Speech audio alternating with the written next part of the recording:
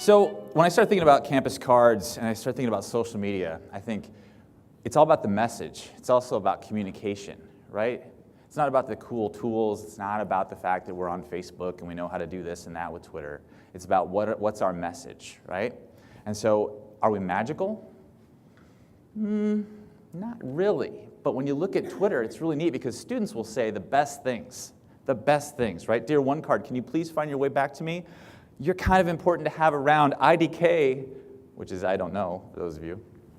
I don't know where you're at. Come back. So one of the things with social media is we like to jump in and we like to try to use all the tools all at once. How many of you have a Facebook page that hasn't been updated for weeks? Yeah, thank you for admitting that one.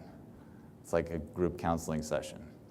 Start small. Get really good at one thing. Really good at Twitter, really good at Facebook, really good at YouTube. If you try all of them all at once, what's going to happen? You're going to have this social media ghost town, tumbleweeds coming through. You know, if it says your last tweet was in 2009, oof, bad. And you see that all the time with businesses especially. So intentionality is important, right? Not only are you strategic, but you're also intentional about what you're trying to do. Find those folks on your campus who are just rocking social. It could be a student, it could be a staffer, et cetera. And here's the other thing that's really revolutionary. You know what? Position descriptions, just like your website, they can be rewritten. I know, it's a shocker. PDs can be rewritten to include social. Find those folks who are really good and celebrate them. Let them do this as part of their job, officially. That way, when they're on Facebook and they're goofing around, it's actually part of their job. So let's talk about how we sustain this. Who wears many hats in here? And some of you are thinking, I wear the fez. Yeah, at the top there. We only have sort of a finite amount of time.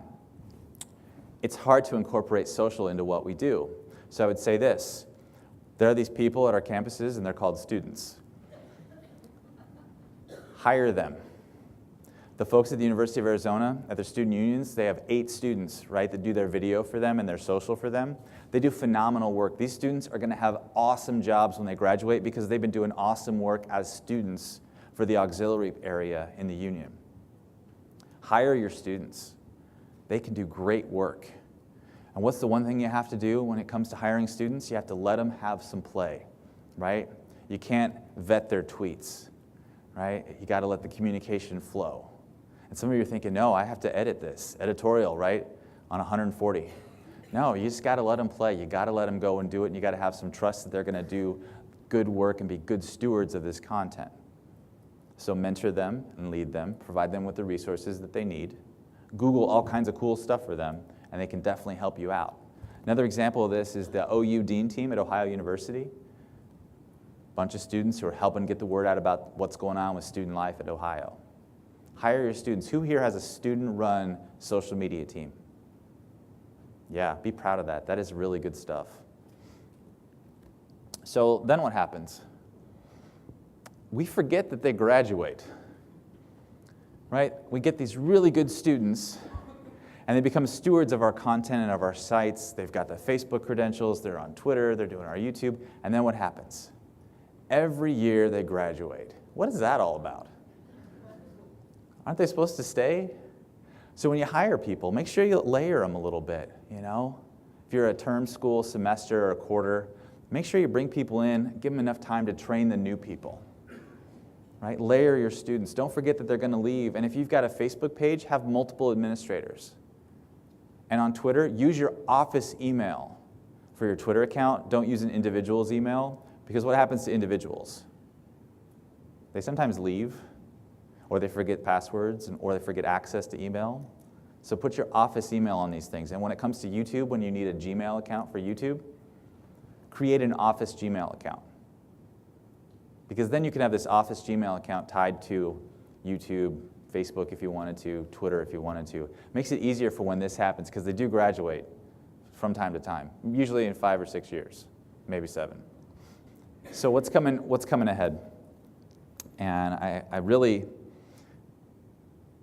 want to emphasize this. It never stops. Because some of you are thinking, I'm going to learn Facebook, I'm going to learn Twitter and YouTube, and I'm good, right?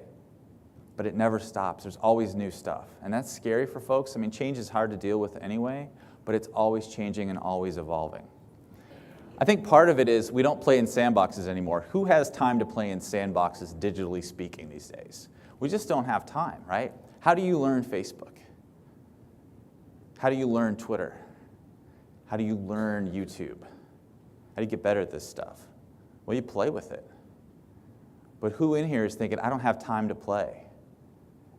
Yeah. So that's part of it, building in that time.